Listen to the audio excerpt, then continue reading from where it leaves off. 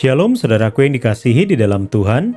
Saat ini kita akan kembali mendengarkan cerita kesaksian yang datang dari Mongolia yang menceritakan tentang kehidupan seorang umat Tuhan bernama Bolt Batsuk dengan judul Memberi Kesempatan pada Alkitab bagian ketiga. Ini adalah kisah tentang bagaimana Bolt Batsuk, pendeta gereja Masih Advent hari ke-7 pertama di Mongolia, yang memberikan hatinya kepada Tuhan pada awal tahun 1990-an. Kisah ini dimulai ketika Bolt sedang berjuang untuk belajar bahasa Inggris di sebuah universitas di Mongolia. Dia meminta saudara kembarnya untuk memperkenalkannya kepada beberapa orang Amerika yang mengajarinya bahasa Inggris dan tentang Tuhan. Dia bertekad untuk belajar bahasa Inggris dari mereka dan, jika perlu, menunjukkan kepada mereka bahwa kekristenan tidak memiliki tempat di Mongolia. Orang Amerika itu tidak bertemu di gereja, melainkan di ruang tamu rumah mereka.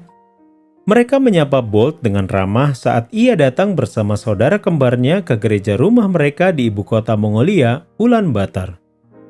Itu adalah pengalaman yang sangat tidak biasa bagi Bolt. Sekitar 20 orang duduk melingkar di lantai, bernyanyi dari buku nyanyian. Kata-kata dari lagu-lagu itu terasa begitu aneh bagi Bolt. Ia merasa bingung dan merasa lucu. Dia berpikir, apa yang mereka maksud dengan Hosana? Mengapa mereka menyanyikan tentang anak domba? Dia memegang buku nyanyian di atas wajahnya untuk menyembunyikan tawanya. Setelah kebaktian nyanyian, orang-orang Amerika itu memimpin kelas sekolah Sabat. Mereka membahas tentang mimpi Raja Nebukadnezar dalam Daniel pasal 2. Bolt terpesona dan memiliki banyak pertanyaan, tetapi dia tetap diam. Kemudian salah satu dari orang Amerika itu menyampaikan khotbah singkat. Tak satu pun dari kata-katanya yang masuk akal bagi Bolt. Pengkhotbah itu berbicara tentang sebuah gambaran dalam kitab Wahyu yang tidak dimengerti oleh Bolt. Pengkhotbah itu berbicara tentang Yesus yang akan datang kembali dan Bolt bertanya-tanya. Kemana dia pergi dan mengapa dia harus datang kembali? Setelah makan siang, kelompok gereja rumahan pergi ke panti asuhan untuk membuat kerajinan tangan bersama anak-anak. Ketika Bolt pulang ke rumah malam itu, ia merasa senang. Hari itu adalah hari yang baik, dan ia sangat menikmati kegiatannya menolong anak-anak. Saya harus memberikan kesempatan kepada orang-orang Amerika. Pikirnya. Mungkin saya harus mendengarkan masukan-masukan mereka. Ia dengan penuh semangat menunggu hari Sabat berikutnya. Setelah khotbah Sabat, ia duduk bersama orang-orang Amerika dan mendengarkan. Apa yang didengarnya sangat berbeda dengan apa yang diajarkan kepadanya. Orang Amerika itu kemudian membuka Alkitab hingga kitab Kejadian dan menceritakan kisah penciptaan. Bolt menjadi sangat tertarik. Dia telah belajar dengan seorang guru dari agama tradisional Mongolia selama 2 tahun ketika masih kecil, tetapi gurunya tidak dapat menjelaskan asal mula kehidupan. Gurunya menceritakan sebuah legenda tentang debu yang menyatu dan membentuk bumi. Namun, legenda tersebut tidak dapat menjelaskan asal-usul air, udara, dan makhluk hidup. Untuk pertanyaan-pertanyaan itu, sang guru tidak punya jawaban. Tetapi, Alkitab memiliki jawaban yang jelas tentang semua itu. Bolt memiliki banyak pertanyaan dan ia mulai mengajukannya. Para misionaris Amerika menjawab pertanyaan-pertanyaannya dari Alkitab. Ketika mereka mengetahui bahwa ia mengerti bahasa Rusia, mereka memberinya sebuah Alkitab dalam bahasa Rusia. Pada saat itu, hanya Perjanjian Baru yang tersedia dalam bahasa Mongolia, sehingga dengan Alkitab Rusia, Bolt memiliki akses untuk membaca seluruh firman Allah. Pada hari Sabat ketiganya di gereja, seorang misionaris berkata, "Mengapa Anda tidak mengajarkan kisah-kisah Perjanjian Lama dengan menggunakan metode Kempa untuk anak-anak?" Bolt terkejut. Ia merasa tidak memenuhi syarat untuk mengajarkan Alkitab kepada siapapun. Lalu misionaris itu mendorongnya untuk mencoba. "Lakukan saja," katanya. Tantangan itu membuat Bolt penasaran, jadi ia setuju.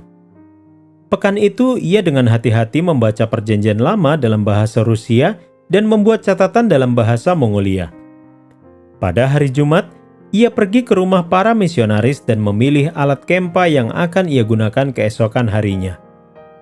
Pada hari Sabat, ia menceritakan kisah-kisah Perjanjian Lama dalam bahasa Mongolia kepada para hadirin di gereja rumah tersebut.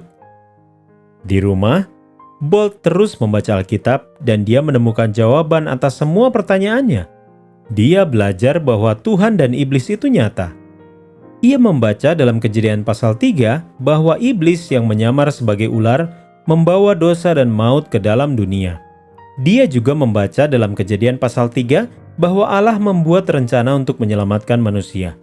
Sebagai hasilnya, ia belajar bahwa kematian bukanlah akhir dari segalanya dan orang-orang yang percaya kepada Yesus memiliki hidup yang kekal.